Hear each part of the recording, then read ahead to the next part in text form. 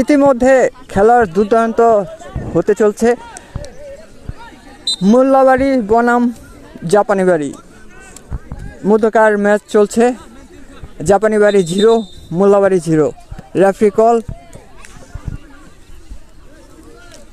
Pillar পরিবর্তন। তো pillar পরিবর্তন হলো এবং মোল্লাবাড়ির মুরাদ 5 নাম্বার কিক করতে যাচ্ছে। দেখা যাক কি হয়। এবং জাপানি বাড়ি, এটা কি হলো? মোল্লাবাড়ি এবং জাপানি বাড়ি দুজনে অ্যাটাকের উপরে চেষ্টা করছে। দেখা যাক কে কার আগে গোল দিতে পারে। জাপানি বাড়ি 0, মোল্লাবাড়ি 0। দেখা যাক প্লেয়ারের মধ্যে হাড্ডাহাড্ডির লড়াই চলছে। ইতিমধ্যে 10 নাম্বার সিফাত অ্যাটাকের চেষ্টা করছে। এদিকে আছে মোল্লাবাড়ি ও জাপানি বাড়ির দল। রেফারি কল, হয়ে গেল থ্রো 500 রেখার বাইরে।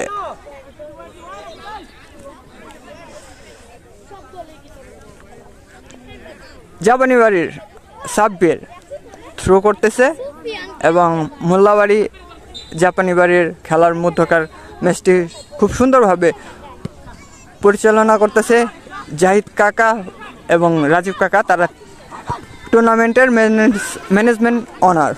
তো এখানে রেফারি কল, হয়ে গেল থ্রো করতে যাচ্ছে মোল্লাবাড়ির ফয়সাল এবং থ্রো ফয়সাল না, মোল্লাবাড়ির 5 নাম্বার মুরাদ করতে যাচ্ছে। রেফারির বাঁশি। দেখা যাক, জাজমেন্ট আছে জসিম কাকা এবং থ্রো করে দিল। দুই দলের হাড্ডাহাড্ডির লড়াই, খুব টান উত্তেজনা চলছে। দেখা যাক দুই দলের হাড্ডাহাড্ডির লড়াই এবং দুই দলই অ্যাটাকের উপরে আছে। দেখা যাক আজকে কে জিতে, কার ভাগ্যে আছে পয়েন্ট। এখন দুই দলেরই উপরে হাড্ডাহাড্ডির লড়াই। রবিন 500 রেখার বাইরে কিক করে মেরে থ্রো করে দিল।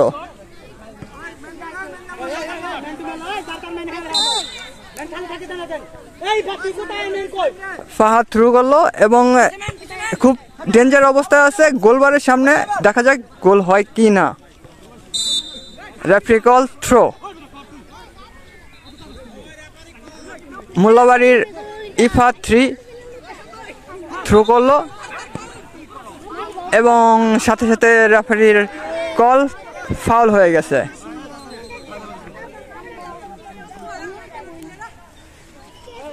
ইতিমধ্যে টান উত্তেজনা চলছে জাপানি বাড়ি বনাম মোল্লাবাড়ির।